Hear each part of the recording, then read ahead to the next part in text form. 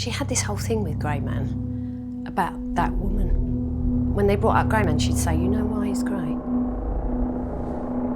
Don't you know why he's grey? That woman. She turned him grey. That woman.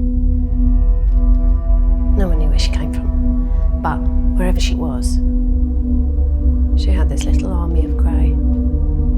See, she'd take people and she'd turn them grey. Any people, man, woman, old, young. One time, ages ago, before we were born, she wanted Grey Man. I mean, he wasn't great then, but she wanted him. He just moved to England and was looking for work. She hired him to paint her house, and he jumped at the chance. And he managed to scrape together and buy all the equipment, and he turned up at her house. She gave him 15 tins of grey paint and told him she wanted the whole house grey. And I mean, the house didn't need a lick of paint. The house looks newly painted, all white and gleaming. But she wanted grey. Every wall, every door, every windowsill, grey. So he started. Opened the paint. He dips in the brush. Brings the brush to the wall. And the minute he does, he loses his breath. Gone. Can't breathe.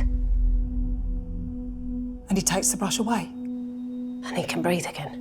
He doesn't understand. But he needs to get the work done. So he carries on painting. Stopping and catching his breath whenever he needed. At the end of the first day, he goes right to bed when he gets home. And the next day. And the next day. And on the fourth day, woke up, and on his walk to work, whenever he let out a breath, it would come out in front of him. He could see it.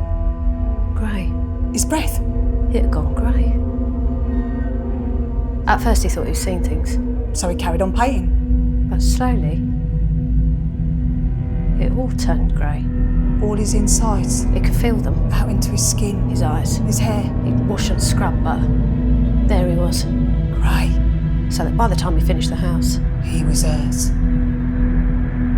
And the house, the second he finished it, went right back to before he turned up. White and shiny.